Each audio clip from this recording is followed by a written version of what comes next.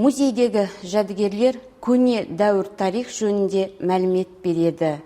Менің міндетім ұлттық құндылықтарды күту және насихаттау.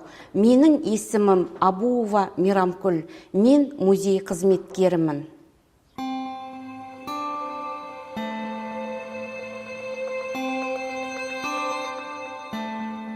Мен ең басында оқытушы болып істедім. Осы мұражайға мен 2009 жылы келдім. Сол жылдан бастап міне бүгінгі күнге дейін осы музейде жұмыс істей бастадым. Біздің музейімізде 350 мыңнан астам жәдігер бар. Әрине, біздің музей болғандықтан әр саланың жәдігерлері бар. Оларды сақтау ережелері болады. Онымен бізде қор жұмысының қызметкерлері айналысады. Мысалы, айтатын болсақ, ағаштан, теріден жасалған бұйымдар, олар ылғалдыққа сезімтал болып келеді. Сондықтан да оларды біз құрғақ жерде сақтаймыз, арнайы жәшіктерде сақтаймыз. Ал мысалы фотосуреттер болса, немесе бояумен жасалған суреттер болса, олар күн сәулесіне шыдамайды. Оларды да біз қорапқа салып сақтаймыз. Ал археологиялық сүйектер болса, мысалға оларға күн сәулесі түспесе, олар сарғайып кетеді.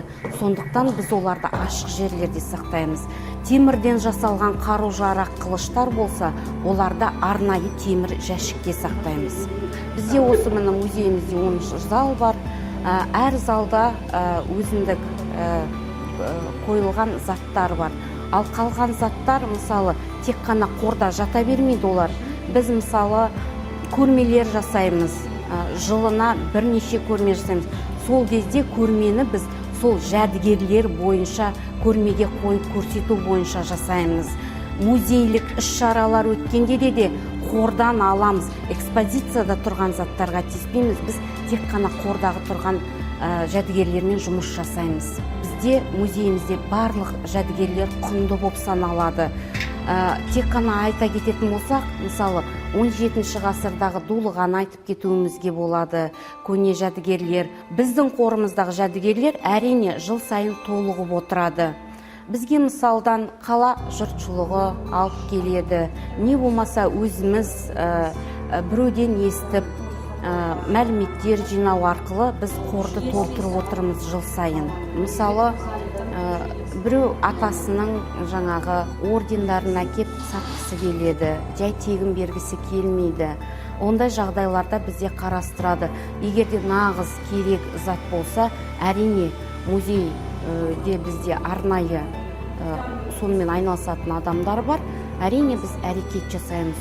Халықтың тарабынан музейге келушілер жыл сайын арта түсуде.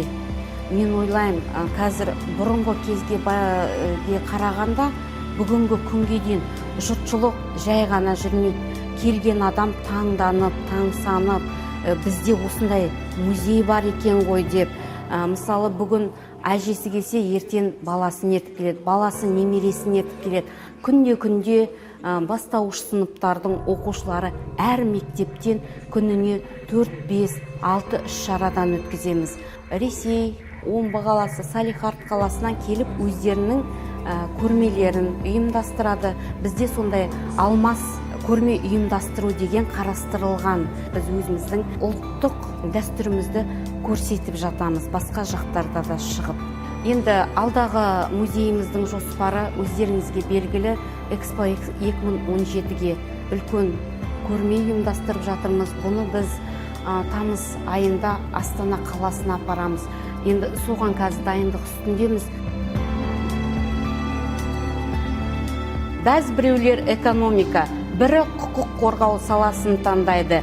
Бірақ мен тарихты сақтауға ден қойдым.